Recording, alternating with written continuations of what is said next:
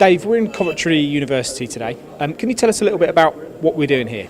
Well, today is an experience for our trainees, apprentices. They get the opportunity to see some of our products working. The tool which we're looking at today is a diver cutter. Our apprentices are actually more familiar to manufacturing the tools, regrinding the tools. Today they get the opportunity to see them actually running.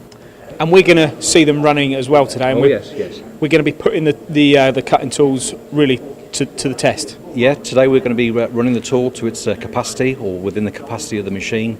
You'll see a various number of processes.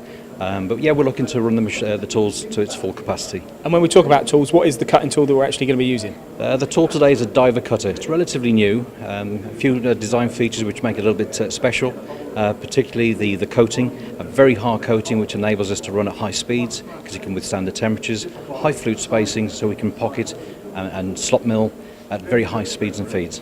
And I think the good thing about this exercise is you're actually performing it on a Haas machining centre, Yes. which is a popular machine in the UK. Yes. And you would class, there are hundreds or thousands of machines out there, so it just shows subcontractors what they can achieve with their machine. Absolutely. When we normally develop and test these tools, we have much more powerful machines.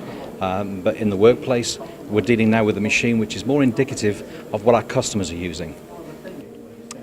So to get the best out of your cutting tool then, Dave, it's also the conditions that surround it?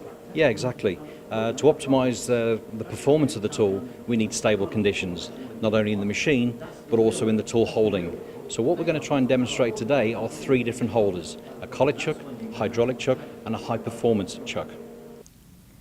Okay, so we've explained the importance of work holding stability, but it's equally important we must have tool holding stability. So in the first demonstration we're showing, we have a high performance chuck where we have ultimate maximum stability holding the tool. Now we're going to see an ER collet chuck working. This is very common in the workplace, a very flexible system which is ideal for axial forces. But when you hear the engagement, you hear the squeal, this is taking up some of the movement that we have in the collet chuck. Once that load is taken up, then that noise disappears. Ideal for axial forces, but not for radial.